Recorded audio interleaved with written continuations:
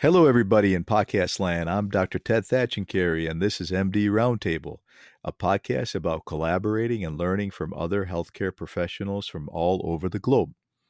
We are all so much more connected due to technology. We have so much to learn from each other.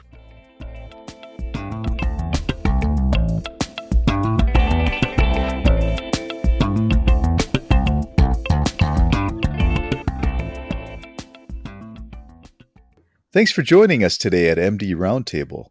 This is a very special episode as we are featuring Dr. Sujith Kalathiveetil, who is Director of Advanced Cardiac Imaging with Advocate Good Samaritan Hospital in Downers Grove, and Sheena Kuriakose, who is a seasoned ER nurse and currently works as a transplant coordinator at the University Illinois Health System.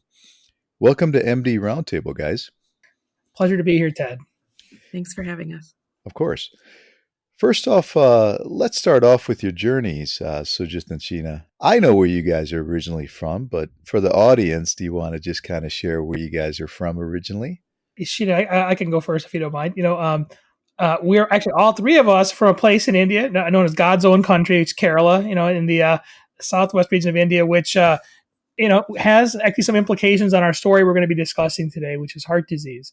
I come from a medical family. Both of my parents were physicians. I became interested at a young age, as a result of their influence.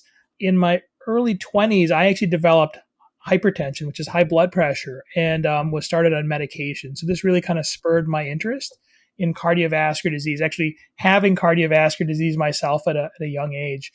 And ultimately, recognizing how at risk South Asians are for cardiovascular disease really kind of furthered that interest. And that kind of takes me to where I am today. Yeah. Thanks for sharing that. So, Sheena, what about you? Where are you originally from, and how did you get influenced to go into healthcare? I am also from Kerala, as Sujith said, and I basically I became a nurse about 13 years ago and did that after dropping out of nursing school at the age of 20. I revisited it 16 years later when I realized that was what I wanted to do. After my dad had been through some health problems and I saw the care that he received from the nurses, I said I wanted to be an ICU nurse. And so I started my career as an ICU nurse, and within a year, I was transferred to the ER and kind of developed a love for ER nursing for the next 12 years. And then burned out after COVID and everything else that happened, and ended up at transplant at UI Health for the last 8 months or so. Great. Fantastic, Sheena. Thank you for sharing that. Well, guys, let's get to the meat and potatoes, as they say. I think it'd be very beneficial to discuss what the FFR CT angiogram is for our listeners. As we all know, coronary artery disease is significantly more prevalent in the Indian, Southeast Asian community compared to other ethnic groups. Suj, correct me if I'm wrong, but I also read that it develops like 10 years earlier than the general population in the Southeast Asian community, often before the age of 50. This episode of MD Roundtable is sponsored by HeartFlow, the leader in AI technology for coronary artery disease. Imagine a world where coronary artery disease is no longer the leading cause of death, but a condition that can be proactively managed for life, where detection, monitoring, and guided treatment are standard. That's the future HeartFlow is working to create. It all starts with a single CT scan. HeartFlow's AI-driven analysis then creates a personalized 3D model of the heart that delivers actionable insights, helping you make the right clinical decisions faster, more accurately, and with greater clarity and confidence. By streamlining diagnostics, enhancing efficiency, and enabling earlier intervention, HeartFlow empowers you to take control of coronary artery disease management, guiding your patients toward better outcomes and a longer, healthier life. Discover the future of coronary artery disease management today. Learn more at heartflow.com. Folks, once again, check them out at heartflow.com. Yeah, that's correct. I mean, in fact, there's actually been autopsy studies even on young children that have actually shown the very early development of plaques, in certain patient groups. Yeah, the South Asian community is particularly vulnerable to this condition of coronary artery disease, which, as we know, still remains the number one killer of adults, in the Western world and honestly in much of the developing world as well, too. Yeah. Suj, can you explain why this is so prevalent in the Indian community? Is it genetic? Is it diet? Even with all the years that we've studied this, we are still not fully sure why. We think it's a combination of a variety of factors. There's clearly a genetic component. South Asians are prone to a condition known as metabolic syndrome, where we are prone to diabetes, prone to central obesity, prone to this pro-inflammatory state that occurs from developing that condition. On top of that, the Western diet, which it really is no longer the Western diet. It's really kind of spread worldwide, seems to exacerbate our genetic tendencies. I see. Okay. And Sheena, I know you had a recent experience with, getting an angiogram done, getting the CT angiogram study done. So, can you sort of just walk us through your recent experience with that and what that was like for you Sure. as a patient? Yes. So like I said, I just joined UI Health recently, and because it's around the corner from Rush, I decided to go do their promotional CT calcium scan and like ultrasounds. It was like a 3-part thing for $100. And maybe in the back of my head, I don't know what to say as far as why I really did it, but especially since I didn't really understand what the CT calcium score was going to show. But I did that CT calcium score on a Thursday. By Friday, I got a call from Rush telling me that my score was abnormally high and that did I want to see a cardiologist at Rush. So in the back of my head, I was thinking, well, let me text Sujith and see what he thinks about it. Since we had been friends and such. So I messaged him and told him, and he basically said, yep, that's pretty high. Like, I'll get you into the office this week. So after I saw him, he had suggested that I do this fractionated CT scan. So after we did that, so this is like the beginning of December, and then I did the CT on December 24th. And after seeing the results of that, he suggested that I do an angiogram, which I did on January 2nd. And on January 2nd, when I did the angiogram, I was kind of thinking that I might get a couple of stents because from the reading on the CT, it said that I had somewhere, like anywhere between 70% and 90% blockages in 3 different arteries. And that was based on the CT calcium score? No, that was based on the CT. FFR study? Yeah, that's correct. Got it. Okay. So when I went in for the angiogram, I was wholeheartedly expecting to get a couple of stents. And when the interventional cardiologist went in and, saw what he did, he kind of was like, yeah, I'm going to stop now and I'm going to suggest bypass surgery for you, which was a pretty shocking revelation because, again, I was not thinking really that was going to be the end result of this. So I did get, I told Sujith about it and everything. And then I did get a second opinion. And the second opinion actually gave me the complete opposite opinion. He thought that I was not a good candidate for bypass surgery and that I should be medically managed. At which point I was extremely confused and I mentioned it to some people at work and they suggested I speak to the interventional cardiologist at UI Health. And he was kind of in the middle when I met with him. He was kind of in the middle about it. He was like, well, I like, medical management. However, I think putting in a couple of stents would be a good idea. And I was like, that sounds great. So that was basically what I did.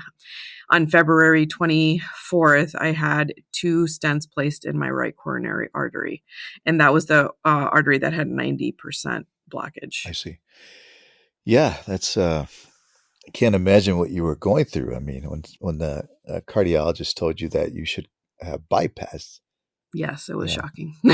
Right. Now, were you having any symptoms, Sheena, before the initial CT calcium study you had? So quite honestly, the only symptom that I really endorsed to Sujith was, I work on the 4th floor and I would take the stairs up to my office. I have an elevator, but just for the sake of taking the stairs, I would take stairs and I would find myself winded Mhm. by the time I got to got to my office. And I really just attributed that to me being overweight and out of shape. Mhm.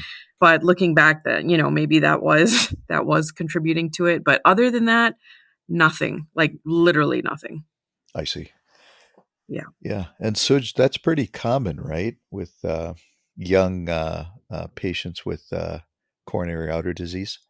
Yeah, there's so many, interesting things Sheena just brought up, about her history, about her journey, and some also unique aspects of her journey as well.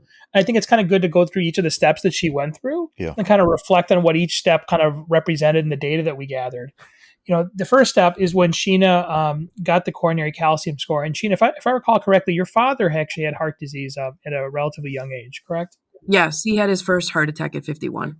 So, calcium scoring, the test that Sheena had done, is a way of measuring and quantifying the presence of calcified plaque in your coronary arteries. Calcium is actually the body's healing response to cholesterol plaque, Mhm. but the presence of calcium implies that you have soft, plaque that's there that became calcified over time.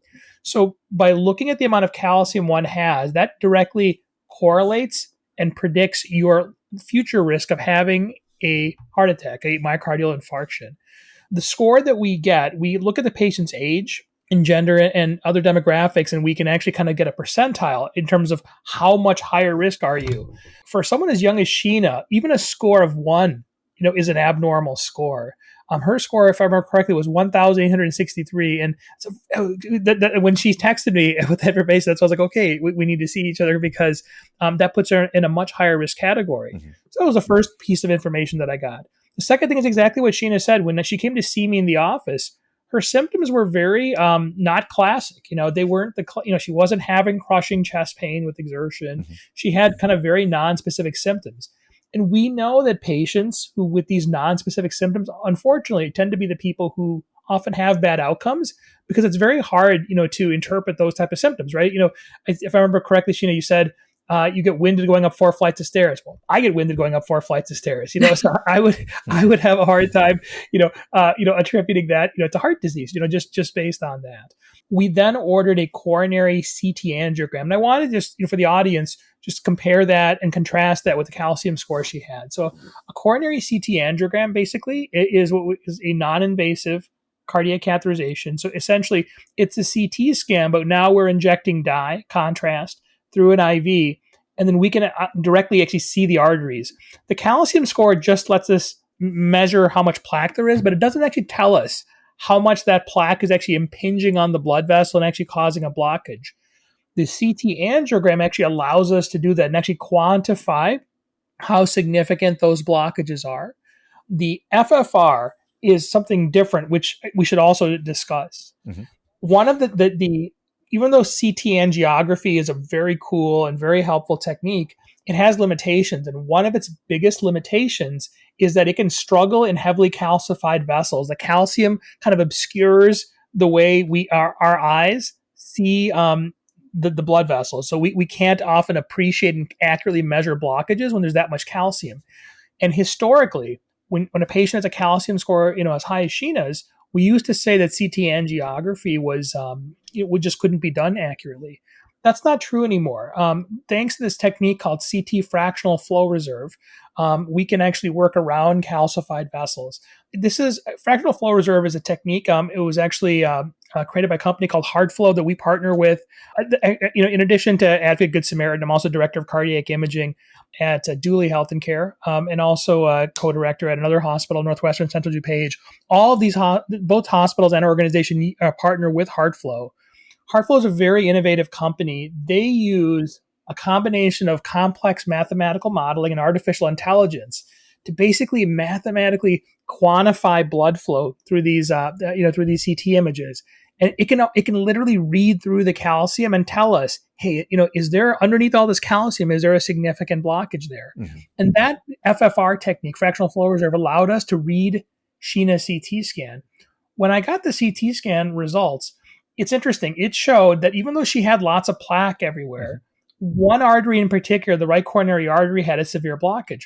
There were blockages elsewhere, but the fractional flow reserve told us that that one artery in particular was the one that really was the culprit vessel, where there was a really significant drop in blood flow. One of the really other kind of interesting mysteries in cardiology is that just because you see a severe blockage, it doesn't necessarily tell you if that blockage is truly affecting blood flow. So just seeing, an anatomic blockage doesn't necessarily give you the whole picture. The fractional flow reserve does. Mm-hmm. When Sheena had her fractional flow reserve done, I knew the one artery was blocked, and she had an angiogram performed by one of my partners. And I expected, just like Sheena did, that one artery, was going to be the culprit vessel. So my partner called me and told me that all three arteries had blockages and she needed bypass. I was actually as surprised as Sheena because that was not, the impression I got from the fractional flow reserve. So after, Sheena and I were both a little overwhelmed. We got the results. We spoke and made the decision to get a second opinion. At that point, and the surgeon she saw for the second opinion, again, emphasize the role of medical therapy. I can't, tell you guys enough. Regardless of the medication, regardless of the procedures that we have to restore blood flow, treating coronary arteries with medications and a healthy lifestyle is incredibly important. Arguably even more important than the procedures that we use to actually fix these blockages. The fractional flow reserve, to me, told us that that one artery was a culprit vessel.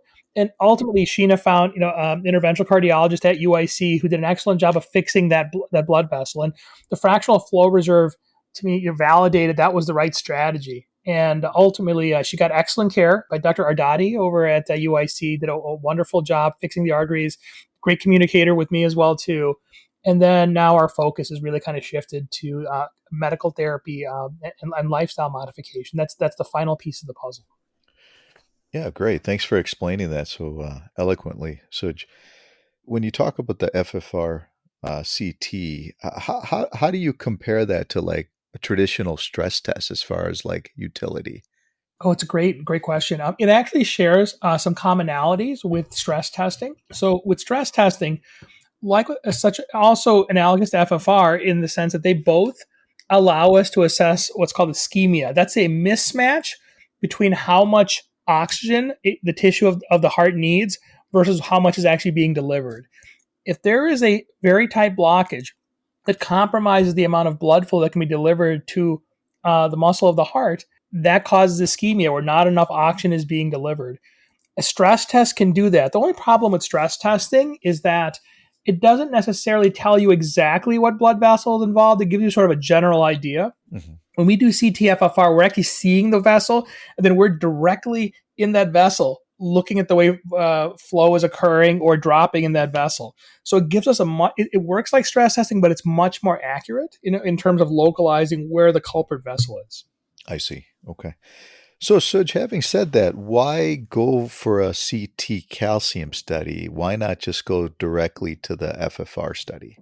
Great question. So, as of today, and per our guidelines, calcium scoring is done for prognostication purposes. So, when a patient doesn't have any clear symptoms, we use calcium scoring as a way of predicting future risk.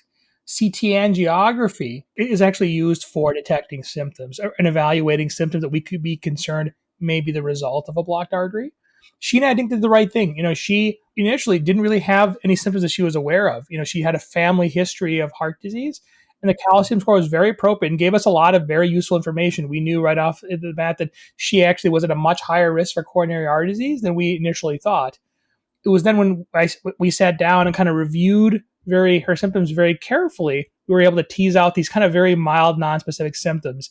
And again, I interpreted those symptoms differently because I knew what her calcium score was. That changed the way I looked at Sheena, and that pushed me to do the CT angiogram to evaluate those symptoms. Got it. Great. And Sheena, going back to your experience with the FFR CT study, what was that like being a patient? Is it a simple test like just getting a regular CT angiogram? Did they have to get your heart rate below a certain level? I believe they gave me nitro during the test, and it's an IV with dye that they inject. So it's just an IV in your AC and die. And I believe they gave me nitro during it. And that's really all I remember, but that's as invasive as it got. Got it. Got it. And it's fairly fast, right? I think you're in and out, in about 20 minutes? Oh, yeah. Maybe less than that. Less than that. Great. Yeah. And Suj, who would qualify for FFR CT? Great question. So right now, again, based on our guidelines, it's going to be somebody who has symptoms and has other factors that put them at an elevated risk for coronary artery disease. So be that an abnormal EKG, multiple cardiovascular risk factors, somebody who has a normal EKG but cannot run on a treadmill. Those are all probably the most common reasons, to do a coronary CT angiogram. Okay. And what is the typical cost of this study? Does insurance cover it? Yeah, it's a great question. Interestingly, it is quite cost effective if you compare a coronary CT angiogram to, let's say, a stress test, particularly a nuclear stress test. It's far less expensive, quicker, and gives you far more information, frankly. Fractional Flow Reserve does add a little bit of additional cost, but honestly, it's still worth it, and it's still going to be less expensive than most stress tests. Got it. Okay. Suj, what have the studies shown regarding FFR CT compared to the invasive angiogram for diagnostic purposes? There's been so much research, recently in this area. Actually, probably the most powerful study that's shown the impact of coronary CT and adding FFR to it was a very large study, actually, that came out of the United Kingdom called the Fish and Chip study. Again, very cleverly named study because of its British origin. It's called Fish and Chips. There's probably no country in the world that's embraced coronary CTA more aggressively than the United Kingdom. The National Health Service, which is, runs their health system, made coronary CTA their first line test for evaluating chest pain. Really? So they really, in the UK, a few of my patients who are from the UK, when they come to see me, I'm always surprised how many of them have already had coronary CTAs prior to seeing me. In 2017, after coronary CT had already been out for several years, they added FFR as an additional, service on top of coronary CTA. And this Fish and Chip study was a retrospective study. They looked at 90,000 patients between 2017 and 2020 who were in the National Health Service. And what they looked at is they looked at patients. There was about 35,000 patients or so who got coronary CTA before FFR became available. And then there was about 55,000 patients who had coronary CTA after FFR CT became available. And they basically looked at what was the impact of FFR CT on this large patient population that combined was about 90,000 patients. And they found a variety of really interesting things. And mind you, this study actually occurred, the latter part of it during the COVID pandemic. What they found was that when FFR CT came out, there were significant reductions in mortality and specifically cardiovascular mortality, but all-cause mortality got better. There was actually less diagnostic catheterization. So less people actually went to the cath lab, but the people who did go to the cath lab were more likely to get revascularized. And there was also a significant increase in guideline-directed medical therapy use. People were much more likely to be put on statin therapy and antiplatelet therapy. So essentially, when FFR CT was came out in the United Kingdom, people lived longer. People were less likely to die, and they were also more likely to get on good medical therapy. Wow, that's good results there. And Suj, who would typically order the FFR CT? Can that be ordered by your PCP, or does it have to be a cardiologist? So the FFR CT, is really sort of an add-on on top of coronary CTA. Typically, in most places that are offering coronary CTA that have partnered with HeartFlow, it's all ordered together. Typically at the discretion of the reading physician. At our organization at Dooley, at Advocate, at Northwestern, if the reading physician, feels that FFR CT is indicated, they'll apply it. We typically will use it, as HeartFlow recommends it, for anytime we see a stenosis that's 40% or greater. It's useful to apply FFR CT to gauge the hemodynamic significance of a stenosis over 40%. Got it. Okay. And would you say nationwide this technology is becoming more common practice with cardiologists, or is it still not as common? It's increasingly common, and because of its cost, because of its speed, because of its accuracy, it really is going to be our first line test for evaluating chest pain. Already, in the American College of Cardiology and American Heart Association guidelines, it is the first line test. There's a few insurance companies that still give us a hard time if a patient has a normal EKG and can exercise, but most I think insurance companies now really support a coronary CTA. And yeah, I truly believe you're going to see that its popularity just become more widespread. That's great. So, Sheena, you could probably attest to this, but as an ER nurse, I don't think you probably saw a lot of this being ordered in the ER with chest pain patients, correct? Definitely not the CT FFR. It was, like most of the patients that came in that had acute heart attacks happening at the time, like they went straight to the cath lab. There was not an option for this in the ER. Right.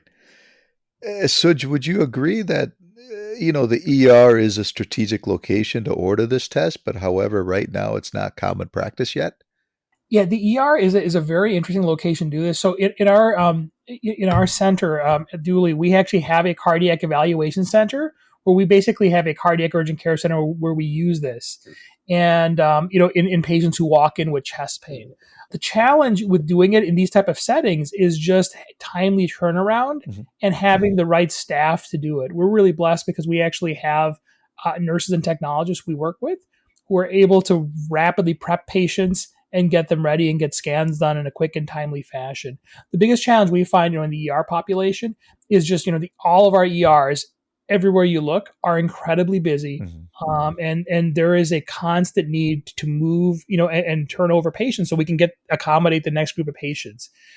It can be challenging sometimes to do the coronary CTA and particularly do FFR. FFR can sometimes take another hour, it's up to 2 hours sometimes to come back. And, in an ER where time is of the essence, that does create some logistical challenges. Again, at Dooley, we were able to do it. And some, hospitals are doing it, but it is the ER in many ways is a great place to do it, but it's also a challenging place to do it just because of the time constraints that are involved. I see. And I will say, like in the ER, when we do get a patient that comes in, this is like at the last few places I worked, there's this like door to table time that they want people to get. So if somebody comes in and they have chest pain, like within 5 minutes, you need to get an EKG. And then within that time, and if it is abnormal, then we have this time crunch to get them to the table. So I feel like that is, a lot of times because of the hospitals having these protocols, the FFR might become problematic because it's not, like maybe they can't get the patient to the, CT in that kind of time, but maybe it'll change because obviously they do that in the case of stroke and such. So. Right. Yeah, no, I could definitely see this becoming more common practice, especially in those sort of end STEMI type patients, where it's kind of a vague kind of gray zone. Yes, correct. But great. Suj, how do you see AI impacting the field of cardiac imaging going forward? A very big, complex question. We'll start with coronary CTA. So, HeartFlow themselves actually use artificial intelligence. One, it's part of the way they model FFR. But the next step that we're actually looking at now with coronary CTA is using AI for what's called plaque characterization. So the artificial intelligence can, number one, through a technique called roadmap, actually literally read the coronary CTA. So a lot of times, when I'm reading a study, I actually will pull up the AI analysis and it'll tell me right off the bat if it thinks there's any severe blockages or not. And I can tell right off the bat if I need to apply FFR. The next more exciting step is plaque analysis, and that's a way of recognizing there's different types of plaques in the coronary arteries. There is the calcified plaque, which is the quote unquote stable plaque because it's been sealed in calcium, and then there's these softer plaques that are more lipid laden that we think are unstable. And finally, there are these low attenuation plaques. We think these are the highest risk plaques that are very prone to inflammation and rupture that could lead to a myocardial infarction. The goal is actually, it'd be very tedious for a human being to sit here and measure hundreds or thousands of these plaques, where the AI could do it rapidly. So imagine, let's say, for someone like Sheena or any patient, right, who has plaque in their arteries, let's say, okay, we identify this plaque, we put the patient on medical therapy, let's say statins and some of the other therapies that we have available, and then we re-image that patient after a few years. We could actually literally document how our therapy has impacted things such as total plaque volume and how much it's converted, let's say, low attenuation plaque that we think is unstable to calcified plaque. That to me is probably the most exciting AI application that we see coming. Actually in the near, it's already here, and we're now gathering the data to show we can use this as a tool to track patients longitudinally. That's probably the most exciting thing I see with AI, in terms of cardiac CT. Wow. Yeah, that's pretty fascinating. I guess more to come on that, huh? Very much more. Great. Guys, what are some of your interests outside of work? Sheena? So outside of work, I actually play pool. I play in leagues and play in tournaments and have traveled to Vegas to compete. So that's kind of my thing right now. Before, I used to be athletic, and then I tore my ACL, and it's been about, 17 years since I did that. And I basically exchanged playing football and softball and volleyball for pool.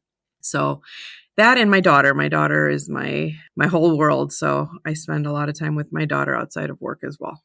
Have you taught her how to play pool? Yeah, so it's weird because her dad and I are both pretty athletic, and this poor girl doesn't have the best hand-eye coordination when it comes to pool. So Okay. not quite yet. Got it. Yeah. How about you, Suj? I just wanted to add, Sheena's a world-class pool player, so I do not sadly have those capabilities, but she's being very modest in terms of our pool skills. Like Sheena, though, I think I also live vicariously through my kids. I've got two boys. I have an older one named Isaac, who, interestingly, he has got amazing skills in terms of the arts. He sings, he acts in musicals and plays. It's wonderful to see him perform. He's going to be going off to college next year. And then I've got a younger one who, again, has inherited athletic skills that I do not have, but he's great at track. He's 13 years old. My younger son, Elijah. So that's much of what I do. And of course, I have when I'm looking for ways to pass the time and not waste enormous amounts of money, cars. Love cars. I inherited that from an Yes. older cousin of mine who's, was a influence on me at a young age. So. That's awesome. Yeah. The cars could get a little expensive though, right? Oh, yes. Funny story. So Sujith and I have known each other for about, 25, no, more than that, 97-ish. So almost 30 years. Right. And Sujith has always liked cars. And one of the cars he had was this Audi S4, and it was this beautiful blue color. And I just was obsessed after seeing him have it. And it had this very cool interior with suede blue seats and black. And it was just a very different looking interior. And I went out and bought one of them myself. So we actually had the same car for a little bit. I think we had a year apart, but we did. You had the more modern one with the silver side mirrors. Yeah, that color was Nagaro blue, and it was gorgeous. Absolutely beautiful gorgeous. car. Nice. Well, going back to where you both are from, what's one thing that you both love about Kerala? I will say, well, of course, the food, which is probably half the problem. And, with the coronary artery disease, I've been told by, I don't know if you know, Dr. Enos, who is a very well-researched, educated cardiologist on specifically South Asian coronary artery disease. And he was actually my dad's cardiologist back in the 90s and 80s and 90s. But he had told me, after I had told him about what was going on with me, about palm oils and coconut oils, and, our everybody cooks with it, and not realizing that, that may have attributed also to some of the coronary artery disease that we have going on in our population. So food, yes, I love. And I also love our culture. I just love, the fact that we're so family oriented, and just the traditions, and really it's just, family, like how close we are with our family. And that is one thing I really appreciate about our culture. I echo everything Sheena said. Kerala's unique. When people think of India, they don't. I don't think people who are outside of India really recognize how different each of the states are. And Kerala really has its own unique vibe and culture. I also love the fact that Kerala is one of the most inclusive, welcoming states. Religiously very diverse. We also have that Portuguese influence there. Our cuisine is different. People are very nice. It's got this very kind of laid back sort of charm to it, that's different. It's not as hustle and bustle like that, like the rest of India is. So yeah, neat place. We're actually going out with the family this Christmas actually. So Oh, nice. Oh, nice, nice. Agree with everything you guys said. And how can you not eat the fried beef curry, huh? Right. Exactly. yeah, we'll give it a pass during this particular podcast. Especially with the Great. coconut chips, right? Yeah, exactly. Yes. Well, guys, listen, I think this is a very important message to get out, especially to the Indian, Southeast Asian community. So thank you guys so much for being guests on MD Roundtable, and keep doing the great work you both do. Okay? All right. Thank you so much. Pleasure to be here. Thank you both for joining us tonight. Thanks, guys. Have a good night. You too. Folks, if you enjoyed that episode, don't forget to leave a review of MD Roundtable Podcast, and don't forget to subscribe. Also, if you want to reach out to me with any comments or questions, feel free to go ahead and email me at drtedthatchandcarey@gmail.com. Once again, Dr. Ted thatchandcarey@gmail.com. I will also leave the email contact in my show notes. Thank you again for joining me. Have a great day.